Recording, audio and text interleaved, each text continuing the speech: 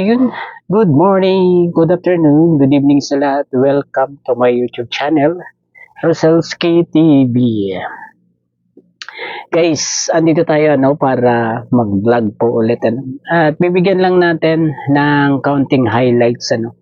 Itong mga tao na talagang napakapakialamera sa buhay ni Kalinga Edo. Guys, itong mga comment na ito ang talagang nagpapainit ng ating mga dugo. Nga hindi naman sila kaano-ano ni Kalingap Edo, o kung makapuna, kung makapagsabi ng mga ganito, talagang kala mo'y pamangkin nila si Kalingap Edo. Talo pa yung mama ni Kalingap Edo na tahimik lang, wala lang sinasabi sa mga ginagawa ni Kalingap Edo. Pero bago sila, guys, tingnan nyo, basahin nyo po ito po, basahin nyo to. At talagang iinit talaga ang dugo nyo sa mga pakialamerang person na ito.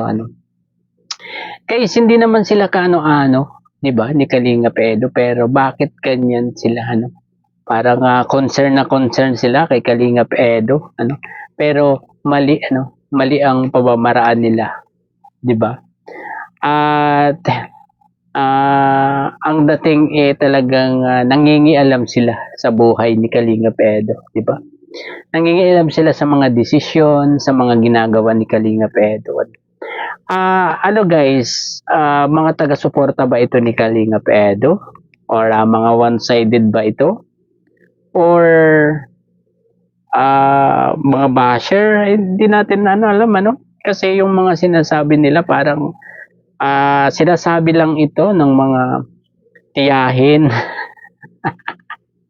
Nakikialam kasi sila, Grabe, pati ba naman yung pagpapapasok ni Kalingap Edo sa kanyang kwarto, sa kanyang mga Benny ay binamasama nila, Tulad nitong itong isang na to, Alam nyo, pangit lang naman tingnan kung si Kalingap Edo lang or isa diyan sa mga beneficiary niya yung nandun sa loob ng kwarto. Yun ang masamang tingnan. Pero guys, ang dami nila, 'di ba? Ilan 'yan? Ilan sila diyan, 'di ba? 4 na beneficiary niya yung nandun, tapos si Kalingap Edo. Sa palagay nyo guys, masama bang magpapasok ng beneficiary sa kanyang kwarto? Meron pang nagsabi dyan, na ihiwalay daw yung kanyang office sa kwarto. Sabi nung isa diyang nag-comment, pambira talaga. Napakapakialamera talaga itong isang na to, Grabe, ayan guys, i-search nyo na lang yung mga pangalan nila sa FB kung talagang kung gusto nyo silang makita, 'di ba? Ayan. May mga mukha naman ng kanilang mga FB, 'di ba? Pero grabe guys yung mga sinasabi nila diyan. Marami pa 'yan, marami pang hindi tayo nakuha para marami pa tayong nabasa na kakaibang mga comment doon sa mga comment section ewan ko kaninong post yan ng ating kinunan ng mga comment na yan grabe, sobrang pakialman si Kalinga Edo. Ay hindi naman nila ito kaano-ano, di ba guys? Nakakainis yung mga ganyang tao. Nakakainis pero kailangang tawanan na lang kasi grabe naman. Nabuo sa utak ko ano kaya klase sila sa kanila, 'di ba? Ano kaya ang klaseng buhay meron sila at kailangang paikailman nila itong si Kalingap Edo, pati yung mga desisyon ni Kalingap Edo na yan ipapakialman pa nila. May mga napupuna na hindi naman kailangang punahin, pinupuna pa nila. Piling kamag-anak ni Kalingap Edo, Grabe guys. At alam nyo guys, sa halip na purihin nila si Kalingap Edo, kasi ganyan kabait si Kalingap Edo, no? Wala siyang kaarte-arte, 'di ba? Hindi katulad nitong mga nagko-comment na ito na sobrang maarte, ano? Gusto pang ihiwalay yung office sa kwarto ni Kalinga Edo, ano? Yun ang sinasabi nila, ang bihira.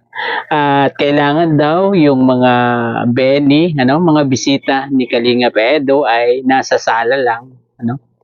At hindi nila alam ano na talagang si Kalingap Edo ay sobrang bait, ano. Hindi na itinuturing na iba yung kanyang mga tinutulungan, ano, yung kanyang mga beneficiary. Lalo na itong si Hana at saka si Hanilin, 'di ba guys? Napakatagal na niyang tinutulungan ito kaya ganyan na lang yung pakikitungo ni Kalingap Edo ano dito sa dalawang ito at dito sa magkapatid na bago niyang tinutulungan, 'di ba guys? Ganyan talaga si Kalingap Edo. At itong mga nagko-comment na lang na ito talaga yung masyadong pakialamera, 'di ba? Wala naman ano, sa totoo lang walang masama sa ginagawa ni Kalingap Edo, ano? Hanga pa nga ako kay Kalingap Edo kasi ganyan siya kabait, ano, lalong-lalo na sa kanyang mga tinutulungan, 'di ba? At mga ate, ano, diyan sa mga nag-comment na yan, mga ate, masama lang yan kung si Kalingap Edo lang at isang beneficiary yung makikita mong tumulog o pumasok doon sa kwarto ni Kalingap Edo. Yun, doon kayo magreklamo, ano, pero kapag naman ganyan po na marami naman sila, nagkakasayahan naman sila, 'di ba? Ano pong pangit diyan, ano, 'di ba? Grabe ano, grabe kayo po. Grabe kayong makapuna kay Kalingap Edo. Ganong napakabait naman niyang tao, 'di ba? Ganyan na talaga si Kalingap Edo eh. Ay ano pang gusto niyong ano, ade sigurado kung hindi ganyan ang gawin ni Kalingap Edo, siguro may masasabi pa rin kayo, may mapupuna pa rin, ano. Kaya okay na yan, okay na yung ginawa ni Kalingap Edo na yan kasi mga tinutulungan naman niya ito, at saka kapatid lang ang turing ni Kalingap Edo dito sa mga beneficiary niya. Ano. Huwag niyo pong masamain ito. Huwag niyo na pong pakialaman si Kalingap Edo. Malaki na po si Kalingap Edo. Ha? 29 years old na po yan, magte-30 na, kaya hindi niya dapat pinupuna ang kanyang mga ginagawa. Alam niya po, alam na niya yung kanyang ginagawa kasi malaki na siya, di ba? Matanda na siya. Although hindi pa gaanong matanda, no? Nasa tamang edad lang naman si Kalingap Edo. Ano, na hindi dapat nyo pinapakialman yung kanyang mga magiging desisyon. Ano. Alam niya na po yung tama at mali. Kaya mag-search po kayo. Ano? Kaya mag-isip-isip kayo kung yung inyong mga inaasal na yan ay tama ba o mali. Ano? Baka hindi nyo na apply ang mga sinasabi nyo sa sarili nyo. Ano? Kaya huwag mangialam sa buhay ni Kalingap Edo. Ano? Manood na lang kayo. Kung ayaw nyong manood, kung ayaw nyo kay Kalingap Edo, malaya po kayong hindi manood kay Kalingap Edo. Ano? Huwag lang po kayong pumuna sa mga ginagawa ni Kalingap Edo. Ano? Alam na po niya yan. Diba? Diba guys? Grabe. Grabe talaga ito mga to. No?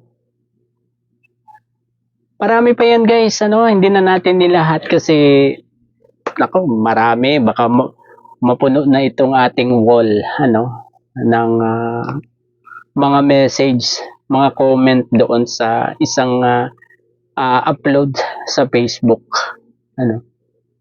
Ayun, siguro hanggang dito na lamang po, ano. Pero bago po tayo magtapos, pakisuportahan po muna ang ama ng Kalingap, Kuya Val Santos Matubang, Ate Edna Vlogs at Kalingap Rap. At ganun din po yung mga legit na reactor. Atin po silang suportahan, ano, at yung mga K-boys, ano, especially itong ating Kalingap Edo, ano, and marathon natin ang mga vlog nila, ano po, ni Kalingap Rab, ni Kuya Val, ni Kalingap Edo, at iba pa, ano guys. Ayun, hanggang dito na lamang po. Bye-bye, hanggang sa muli po. Bye-bye po, bye-bye, God bless, peace.